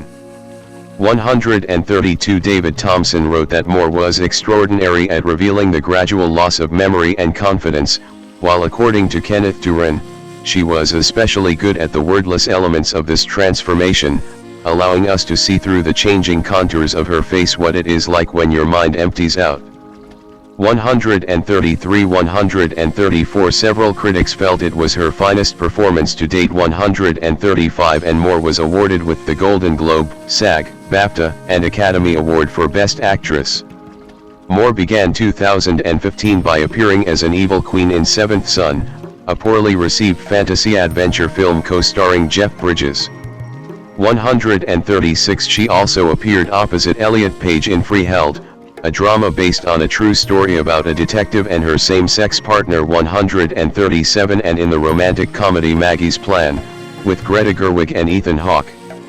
Both films were presented at the 2015 Toronto International Film Festival. 138 In Maggie's Plan, Moore played a pretentious Danish professor, a comedic role which critic Richard Lawson of Vanity Fair deemed as the film's chief pleasure. 139 Later that year, she reprised her role as Al-McCoy in The Hunger Games, Mockingjay, Part 2, the final film of the series. 140 After a year absence from the screen, Moore had 3 films come out in 2017. She appeared in a dual role in Wonderstruck, a film adaptation of Brian Selznick's historical children's novel of the same name, redeeming her with Todd Haynes. Her parts were of a silent movie star in the 1920s and a deaf librarian in the 1970s. In preparation, she studied sign language and watched the films of Lillian Gish. 141 142 Richard Lawson considered her to be eminently watchable despite her limited screen time. 143 Moore portrayed a dual role for the second time that year in Suburbicon, a satirical thriller written by the Coen brothers and directed by George Clooney. She was cast opposite Matt Damon in a dual role as twin sisters in 1950s America, named Rose and Margaret, who become embroiled in a local crime. 141 The film received negative reviews, with critics saying it failed to effectively portray American racism, but Jeffrey McNabb of The Independent praised Moore for giving a perfectly judged comic performance as a Barbara Stanwyck-like femme fatale. 144 145 Moore's final release of 2017 was the sequel to the 2015 spy film Kingsman: The Secret Service, subtitled The Golden Circle, co-starring Colin Firth, Taron Egerton, Channing Tatum, and Halle Berry. 146 She played the part of the villainous entrepreneur Poppy Adams, who runs a drug cartel.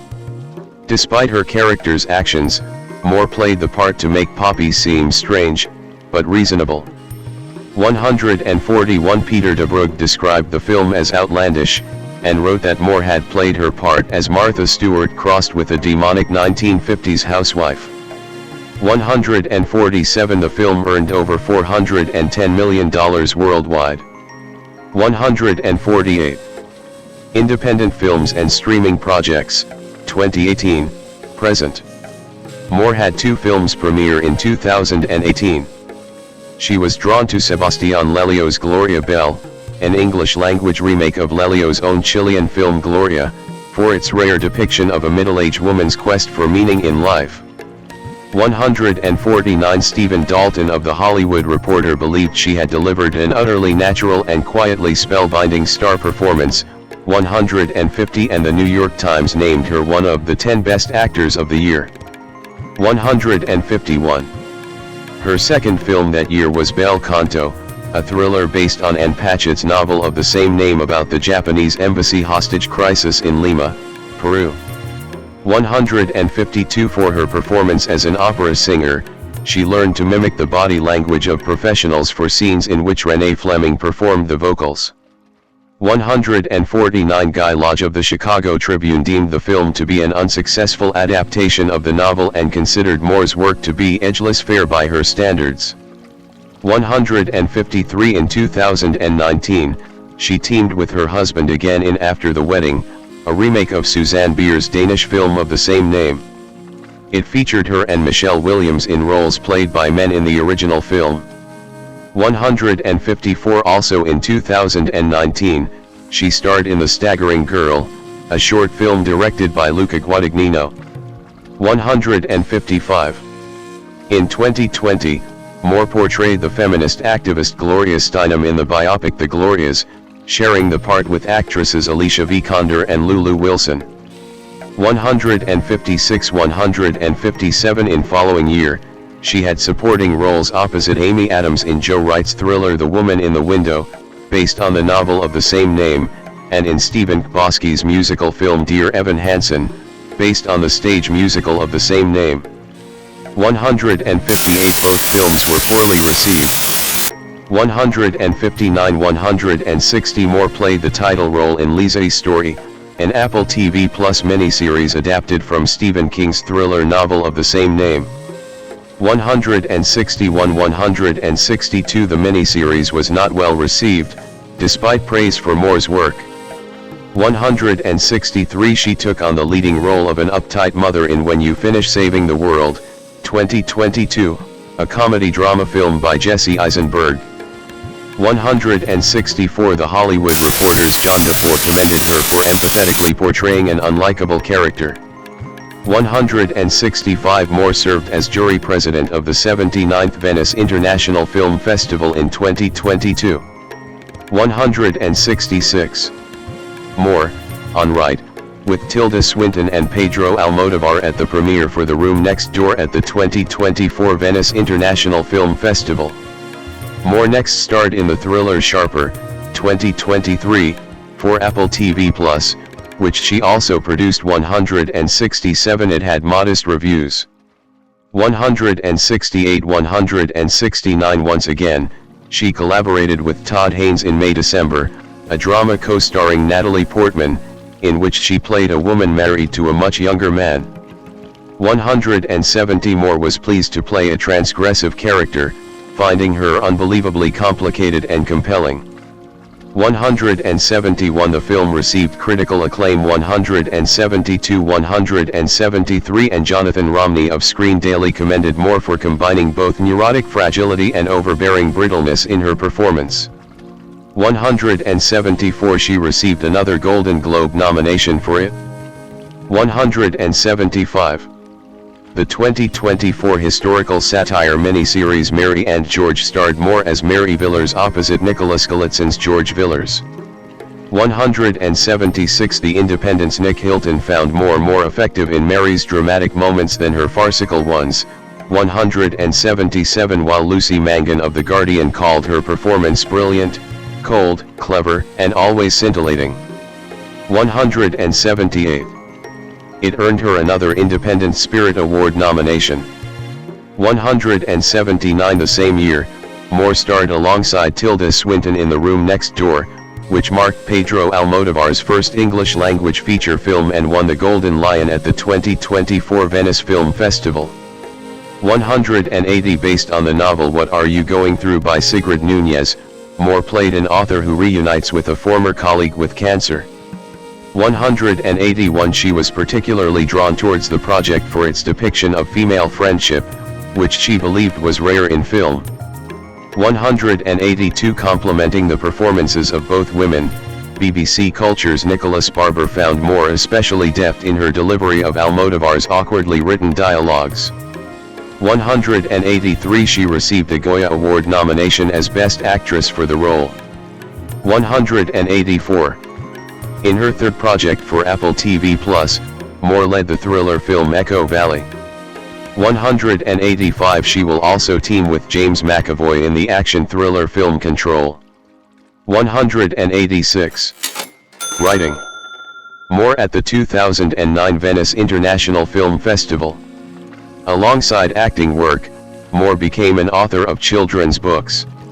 Her first book, Freckle-Faced Strawberry, was published in October 2007 and became a New York Times bestseller. 187 188 Time Out says that it is a simple, sweet, and semi-autobiographical narrative. It is about a girl who wishes to be rid of her freckles but comes to accept them. 189 Moore decided to write the book when her young son began disliking aspects of his appearance.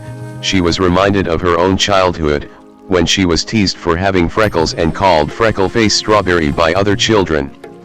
190. The book turned into a series with 6 sequels as of 2016. Freckle-Faced Strawberry and the Dodgeball Bully was published in 2009, and Freckle-Faced Strawberry, Best Friends Forever in 2011. 191 Both have the message that children can overcome their problems.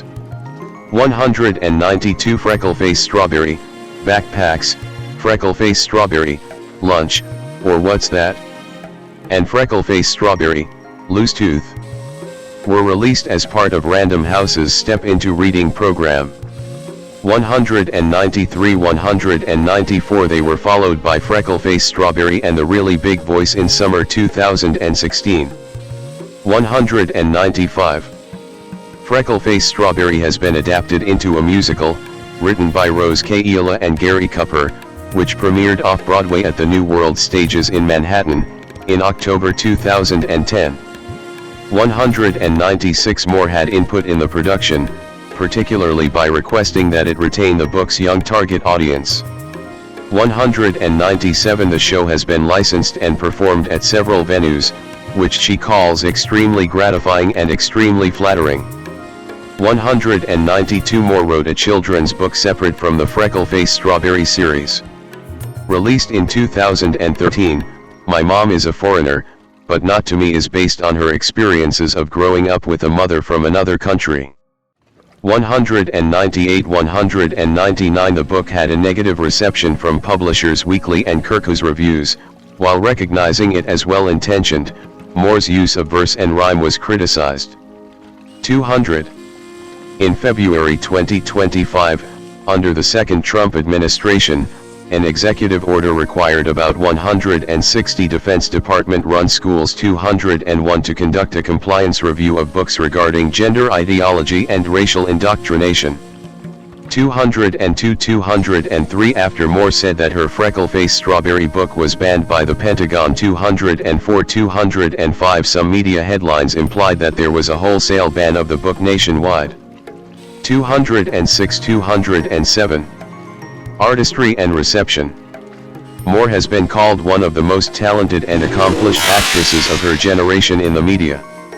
1438 As a woman in her 60s, she is unusual for being an older actress who continues to work regularly and in prominent roles. 208 She enjoys the variety of starring in both low-budget independent films and large-scale Hollywood productions. 1037 In 2004, an IGN journalist wrote of her rare ability to bounce between commercially viable projects like 9 Months to art house masterpieces like Safe Unscathed and added, "She is respected in art houses and multiplexes alike." 209. Moore is noted for acting in a range of material. 437 210 And Ridley Scott, who directed her in Hannibal, praised her versatility. 15 In October 2013, she received a star on the Hollywood Walk of Fame. 13 She was named to People magazine's annual beauty lists on 4 occasions, 1995, 2003, 2008, and 2013. 211 In 2015, Time magazine included Moore as one of the 100 most influential people in the world on the annual Time 100 list. 212 in 2020, the New York Times ranked her 11th on its list of the greatest actors of the 21st century 213, and in a 2022 readers' poll by Empire, she was voted one of the 50 greatest actors of all time. 214. I never care that my characters are strong. I never care that they're even affirmative. I look for that thing that's human and recognizable and emotional. You know, we're not perfect, we're not heroic, we're not in control. We're our own worst enemies sometimes, we cause our own tragedies. That's the stuff that I think is really compelling. Moore explaining why she is drawn to playing troubled women. 11. Moore is particularly known for playing troubled women, and specializes in ordinary women who suppress powerful emotions. 210 Oliver Burke-Eman of The Guardian wrote that her characters are typically struggling to maintain a purchase on normality in the face of some secret anguish or creeping awareness of failure. 16 Susie Mackenzie, also of The Guardian, has identified a theme of characters in a state of alienation, women who have forgotten or lost themselves. People whose identity is a question. 4. Moore's performances often include small hints at emotional turmoil, until there comes a point when the character breaks. 5. 215 Kira Cochrane, a British journalist, said it is a trademark moment in many of her best films. 5. While it led Burke-Eman to call her the queen of the big screen breakdown. 16. When she does finally crack, says Simon Hattenstone, a British writer, it's a sight to behold. Nobody sobs from the soul quite like Moore. 8. Ben Brantley of the New York Times has praised Moore's ability to subtly reveal the inner turmoil of her characters, writing that she is peerless in her portraits of troubled womanhood. 215 When it comes to more authoritative roles, Brantley believes she is a bit of a bore. 215 Emotional nakedness is Ms. Moore's specialty, he says, and it's here that you sense the magic she is capable of. 86. An interest in portraying actual human drama led Moore to the parts. 10-11 She is particularly moved by the concept of an individual repressing their troubles and striving to maintain dignity. Roles where the character achieves an amazing feat are of little interest to her, because we're just not very often in that position in our lives. 16 Early in her career, she established a reputation for pushing boundaries. 5 And she continues to be commended for her fearless performances and for taking on difficult roles. 10-216 When asked if there are any roles she has avoided, she replied, nothing within the realm of human behavior. 5. She is known for her willingness to perform nude and appear in sex scenes. 8-12 Although she has said she will only do so if she feels it fits the role. 10-216 Regarding her approach to acting, Moore said in a 2002 interview that she leaves 95% of the performance to be discovered on set. I want to have a sense of who a character is, and then I want to get there and have it happen to me on camera. The aim, she said, is to try to get yourself in a position to let the emotion happen to you, that you don't bring the emotion to it, and when it happens, there's nothing better or more exciting or more rewarding. 11. Personal life. Actor and stage director John Gould Rubin was Moore's first husband.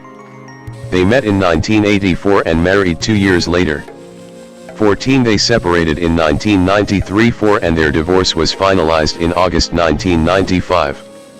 414 I got married too early and I really didn't want to be there, she has since said. 2 Moore began a relationship with Bart Freundlich, her director on The Myth of Fingerprints, in 1996. 217 They married on August 23, 2003, and live in Greenwich Village, Manhattan. 14 Moore has 2 children with Freundlich, a son who was born in 1997, and a daughter who was born in 2002. 218 Moore commented, "We have a very solid family life, and it is the most satisfying thing I have ever done." 31. Moore spoke about how it affected her career choices while her children were young, saying she selected roles which were practical for her as a parent and did not require her to be away for extended periods of time. 15. Moore was featured in Finding Your Roots on PBS. Researchers mapped Moore's family tree and analyzed her DNA. When Moore's friend, actor Marisa Tomei did the same, Tomei and Moore learned they are genetic cousins. 219 Moore is an atheist. 17 When asked on Inside the Actor's Studio what God might say to her upon arrival in heaven, she gave God's response as, "Well, I guess you were wrong, I do exist." 11. Moore is politically liberal. 8 and endorsed Barack Obama in the 2008 and 2012 presidential elections. 31 220 She is a pro-choice activist and sits on the board of advocates for Planned Parenthood. 1631 She is a campaigner for gay rights. 5 and gun control. 17 And since 2008, she has been an artist ambassador for Save the Children. 221 She works with Everytown for gun safety. 222 Moore opposes Donald Trump's immigration policies. 223 And in 2020 she supported Joe Biden for president. 224 Moore is a supporter of the Marjory Stoneman Douglas High School students in Parkland, Florida, who organized the March for Our Lives. She helped release a music video for the group. 225 226 227 Moore has said that she finds little value in the concept of celebrity and is concerned with living a normal life. 16 After meeting her, Susie McKenzie dubbed Moore as the most unostentatious of stars. 4. Moore attracts little gossip or tabloid attention. 16 And she is humble about her profession, it's just a person with a job. 16 And casual in her appearance. 831 Moore is known for maintaining a natural image and refrains from Botox and plastic surgery. 216 I feel like it doesn't make people look any younger. It makes them look like they've had surgery, she said in 2009, it's an aesthetic that's not human. Spirit Untamed is a 2021 American animated adventure film directed by Elaine Bogan and co-directed by Ennio Torres Jr., written by Ori Wallington and Kristen Hahn. The second theatrical film of the Spirit franchise, it is a soft reboot. 5 of Spirit, Stallion of the Cimarron, 2002, and is based on characters from Netflix spin-off series, Spirit Riding Free.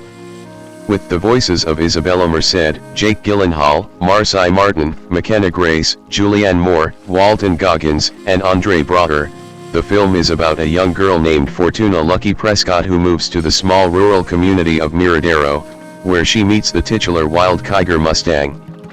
As the son of Spirit and Rain from Spirit, Stallion of the Cimarron, she names the horse Spirit after his father, and Lucky immediately begins to bond with him.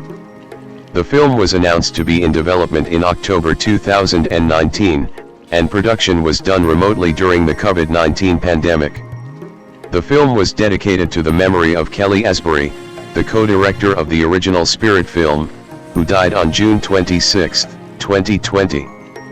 Produced by DreamWorks Animation, Spirit Untamed was theatrically released in the United States on June 4, 2021, by Universal Pictures. The film received mixed reviews from critics who deemed the film inferior to the original and unnecessary, though its animation and humor was praised.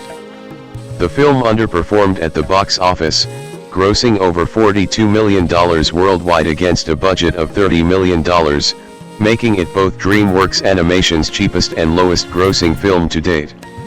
Plot: in the early 1900s in the Wild West, Milagro Navarro Prescott performs her trademark act in the circus until she falls from a horse during one of her performances and dies. Years later, her young daughter, Fortuna Lucky Esperanza Navarro Prescott, has been living with her Aunt Cora and grandfather James in a city on the East Coast. However, after Lucky lets a flying squirrel in their house and ruins her grandfather's campaign party, she and Cora head to the western town of Miradero, where they will stay with Lucky's father Jim, whom Lucky has not known after the incident with Milagro, for the summer. On the train over, Lucky notices a Kiger Mustang running with his herd and goes to the back of the train to meet him. Upon arriving in Miradero, the pair meets local young riders Prue Granger, and her father Al, and Abigail Stone, and her brother Snips. The next day, Lucky goes to a corral where she sees the same horse from before. A man named Hendrix is trying to break the horse and treating it abusively. Lucky tells Jim and Cora about the horse, thinking he can be her new friend, but Jim does not want Lucky to go near the horses after what happened to Milagro. Nonetheless, Prue and Abigail help Lucky win over the trust of the horse, whom she names Spirit, naming him after his father from the original movie. After a while, Spirit trusts Lucky enough to eat an apple she offers him and allows her to pet him, sealing their bond. Lucky attempts to ride Spirit, but he escapes from the corral and runs away. Lucky is saved by Prue and Abigail after almost falling off a cliff at the canyon, but she falls into the water and dies and is still alive, but wounded. Jim finds and reprimands Lucky for disobeying him and warns her for being killed and hurt as well by Spirit just like Milagro. They go home arguing, making Lucky think he has gave up on her as she heard he was sending her back to her grandfather's campaign house in the city with Cora and never return to Miradrio and never see Prue and Abigail again, but Lucky refuses. She sneaks out at night through the forest where she finds Spirit and his herd together, but is interrupted by Hendrix and his men, who capture all the horses but Spirit and take them in with a stolen train. Knowing Hendrix and his men are wranglers, who are taking the horses to a boat to be auctioned and worked to death, Lucky agrees to help Spirit rescue his herd. She enlists Prue and Abigail with their horses to embark on a journey to try and cut the wranglers off on their path by beating them to a water depot located beyond a summit called Heck Mountain. During the trip, Lucky builds up her relationship with Spirit and becomes good friends with Prue and Abigail as they travel. The girls reach the water depot the night before the wranglers are set to arrive, but Lucky wakes up the next day, realizing the wranglers made it earlier than expected. Spirit desperately attempts to save his herd on his own, but gets taken in by the wranglers. Determined to save Spirit, Lucky and her friends follow the train to the docks, where the wranglers are boarding the horses onto the boat. The girls arrive too late to stop the boat from leaving, but they manage to save Spirit. Lucky and Spirit get on board by leaping off the docks just like Milagro leaping off with her horse, freeing the other horses, and subduing the wranglers, with Spirit knocking Hendrix off the boat. Jim, Cora, and Al show up on a fast steam train and arrest Hendrix and the other wranglers. On their way back to Miradero, the girls travel to a field in the middle of the wilderness, and Lucky lets Spirit go, saying that he needs to stay with his herd.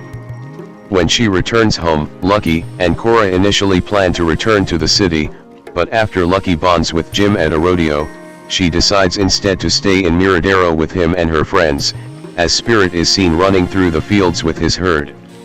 Voice cast: Isabella Merced as Fortuna, Lucky Esperanza Navarro Prescott, Milagro, and Jim's daughter, Cora's niece, and Prue and Abigail's friend. 7. Bridget Hoffman voices Baby Lucky. Marcy Martin as Prudence Prue Granger, Lucky's friend, and Al's daughter. 7. Mckenna Grace as Abigail Stone, Lucky's friend, and Snip's sister. 7. Walton Goggins as Hendrix, the leader of a gang of horse wranglers. 7. Andre Broder as Al Granger, Prue's father.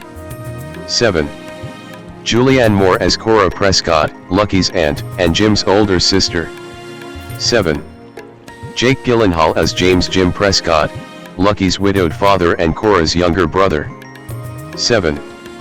Eiza González as Milagro Navarro Prescott, a famous horse rider and Lucky's late mother. 7. Lucian Perez as Snip Stone, Abigail's younger brother. 8. Joe Hart as James Prescott Sr., Lucky's grandfather. Alejandra Blengio as Valentina. Gino Montesinos as Wrangler/Rodeo Cowboy. Jerry Clark as Wrangler/Llama Cowboy. Lou Temple as Wrangler/Conductor. Gary Anthony Williams as Wrangler. Rennie Rivas as Lady with Dog. Horse vocals are provided by Gary Hecker. Production. Development. On October 7, 2019, DreamWorks Animation announced that a spin-off film of Spirit, Stallion of the Cimarron, as well as an adaptation of its spin-off TV series Spirit Riding Free was in development, with Elaine Bogan serving as director and Ennio Torres Jr. serving as co-director from a script by series developer Ori Wallington, and produced by Karen Foster. 9. While Spirit Riding Free explores the characters of Lucky and her friends, Spirit Untamed focuses deeper for Lucky in an emotional take in a standalone film that is not a sequel to the original nor the TV series. 10-11. Animation and design. The film would be produced on a lower budget and be made by a different animation studio outside of DreamWorks' Glendale studio, similar to 2017's Captain Underpants, the first epic movie. 9. Following the first trailer, it was confirmed that Jellyfish Pictures, who worked on How to Train Your Dragon, Homecoming, would be providing the animation for the film, making Jellyfish's first animated project for over 300 people working on it. 12-13. The film uses a style that is a mix of 3D with the look of a hand-painted look from Riding Free, taking about 1,300 shots, 25 of which were animated by Jellyfish, and used 2D drawings to make 3D maquettes, some of which were supplied by DreamWorks. 14. Additional animation was provided by 88 Pictures from Troll Hunters, Rise of the Titans, and model rigging for the characters was provided by Minimo VFX. Production of the film started in August 2019 and shifted to work remotely during the COVID-19 pandemic. 15. Music. Main article, Spirit Untamed, soundtrack. On May 6, 2021, Amy Doherty, composer for the DreamWorks animation short film Marooned, was confirmed to be composing the music for the film, replacing Hans Zimmer, who composed the score for Spirit, Stallion of the Cimarron. Doherty was the first woman to compose a DreamWorks film. 16. The following day, a single titled Fearless, Valiente Duet, written by Doherty and performed by Isabella Merced and Eiza González, was released by Backlot Music. 17. A second single, titled You Belong, performed by Becky G, was released on May 21, 2021. 18. A soundtrack of the film was released on May 28, 2021, and additionally, Robin Pecknold of Fleet Foxes is featured on several tracks contributing vocal harmonies along with Eiza González. Riding Free, the theme song from Spirit Riding Free by Carrie Kimmel, is featured in Untamed. 19. Release. Theatrical. Spirit Untamed was theatrically released on June 4, 2021, by Universal Pictures. 20. It was previously scheduled for May 14, 2021. 9. The film was released on digital rental on June 24, 2021, on streaming services Apple TV and Amazon Prime Video. Home media. Spirit Untamed was released on DVD and Blu-ray on August 31, 2021, by Universal Pictures Home Entertainment through Studio Distribution Services LLC in the United States. It was then released on DVD and Blu-ray as a special sleepover edition on October 25, 2021, by Warner Brothers. Home entertainment in the United Kingdom, which features an hour of special features including how-to sessions on how to create your own indoor campfire, how to ukulele, and how to make s'mores, meet the cast, drawing spirit, finding your spirit, deleted scenes, and sing-along videos. It was later released on Hulu on November 3, 2021. The film grossed $2.9 million in home video sales. 21. Reception. Box office. Spirit Untamed grossed $17.7 million in the United States and Canada, and $25 million in other territories, for a worldwide total of $42.7 million. 3-4. In the United States, Spirit Untamed was released alongside The Conjuring, The Devil Made Me Do It, and was projected to gross around $5 million from 3,200 theaters in its opening weekend. 22-2. The film made $2.4 million on its first day, and went on to debut to $6.3 million, finishing fourth at the box office. 23-24. In its sophomore weekend, the film dropped 57% to $3.8 million, finishing sixth. 25. Critical response. On review aggregator Rotten Tomatoes, the film holds an approval rating of 47% based on 116 reviews, with an average rating of 5.5/10. The website's critics' consensus reads, "While it might be a passable diversion for younger viewers, Spirit Untamed is a middling sequel that lacks the essential energy suggested by its title." 26. On Metacritic, the film has a weighted average score of 49 out of 100 based on 23 critics, indicating mixed or average reviews. 27 audiences polled by CinemaScore gave the film an average grade of A on an A+ to F scale, the same as the 2002 film. Post-Track reported 87% of audience members gave it a positive score, with 66% saying they would definitely recommend it. 24. Lovia Gyarki of The Hollywood Reporter praised the film for its animation,